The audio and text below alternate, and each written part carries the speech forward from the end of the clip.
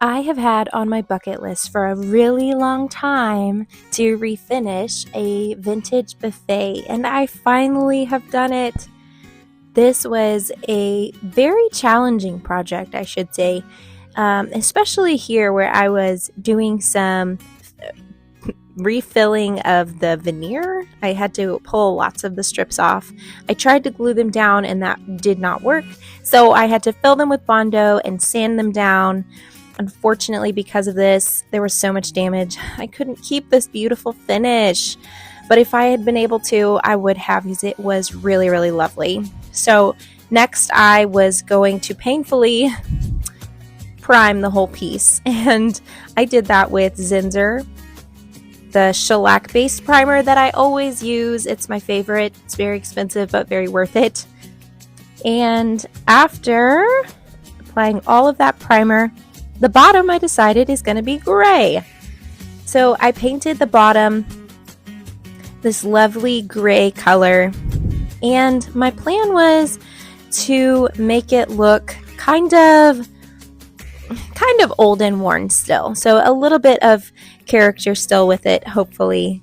And you'll see how I achieve that in just a second whenever I start the glaze process. So the next step was to paint the top in a light beige color, and I'm going to do a wood grain on the top. And so I come back with this kind of, the color is cinnamon, and then I use this wood graining tool to design a faux wood grain. And it's really a simple process. If I can do it, truly anybody can do it. But you can see on that right-hand side, there is some damage where the veneer was damaged that I was not able to sand out very well. The surface was just a little bit funky. I thought this is a good way to hopefully camouflage that.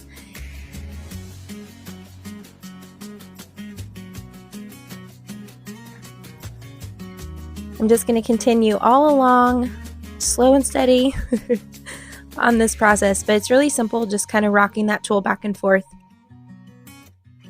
You can find those tools at the boutique paint sites, or you can just go into any hardware store and ask them for a wood graining tool. Don't spend a ton of money on these because they're like $8 or something at all of the hardware stores. So after I know it looks a little wonky right now, but I promise you it's going to get better. After this paint dries, the next step is going to be using a stain on top.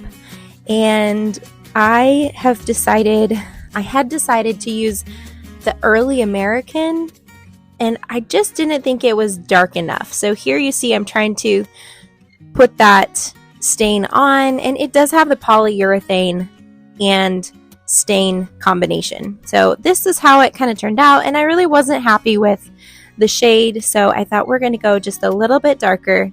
And here I am using the ebony, and I think it turned out really more what I was looking for.